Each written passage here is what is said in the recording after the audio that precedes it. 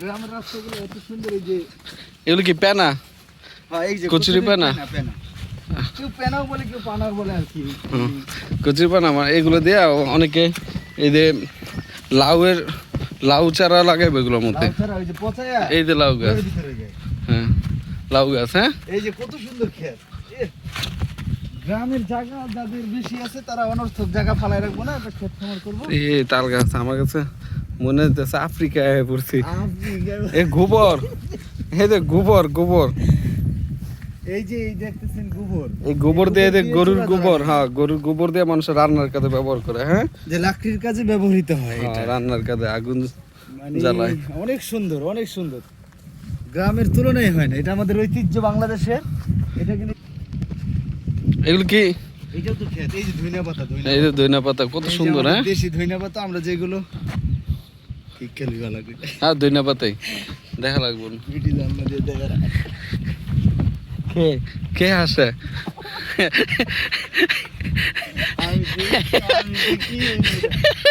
এই যে সরিষা এখন সরিষা যে সরিষা শাকের সরিষা ফুলগুলো এখনো সাদা, এগুলো হলুদ হইলে অনেক সুন্দর লাগে। হলুদ কালার হইব না? না সাদা? পুরোটাই হলুদ হয়ে যাবে। আমরা কৃষি পণ্য থেকে আসছি তো, আমরা এই নিয়ে গবেষণা করছি। এই কারেন্টের এই যে কি সুন্দর লাউ দেখেন, মানে লাউয়ের কোনো তুলনাই হয় না। মানে বিশাল বিশাল বাগান, অসংখ্য লাউ, অনেক লাউ। আবার এই যে তাল গাছ আছে, যারা তালের রস এই জায়গাটা অনেক সুন্দর। হ্যাঁ, অনেক মানে ভিউ, এই জায়গা অনেক সুন্দর। আপনারা সবগুলো আসবেন। জায়গার নাম কোন জায়গা? জায়গার নাম বলা দেব না, সিক্রেট।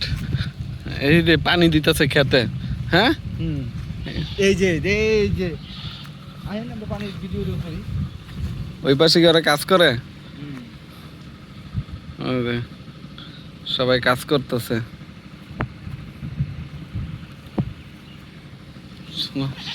সামনে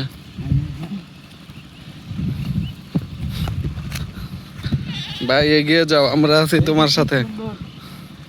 ধান খেতে পানি দেওয়া হচ্ছে দেখেন। হ্যাঁ, আমাদের কৃষি ভাইরা অনেক কষ্ট, অনেক পরিশ্রমের মাধ্যমে কিন্তু চাউল উৎপাদন হয়। আমরা তো মানে কিনি আর খাই, মানে ওনারা যে কি পরিশ্রম করে দেখেন, না আসলে আপনারা বুঝতে পারবেন না এটা। ছাগলটাকে এই যে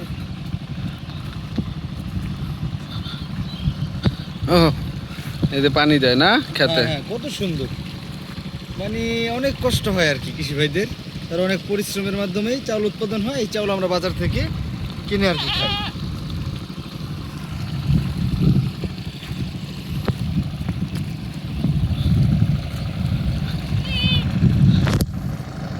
জায়গাটা কিন্তু অনেক সুন্দর। অনেক সুন্দর, অনেক। এই যে এখানে একটা নৌকা ছিল, কিন্তু পানির অভাবে আমরা নৌকাটা চালাইতে পারতেছি না। হ্যাঁ, পানির অভাবের কারণে নৌকাটা চালাইতে পারতেছি না।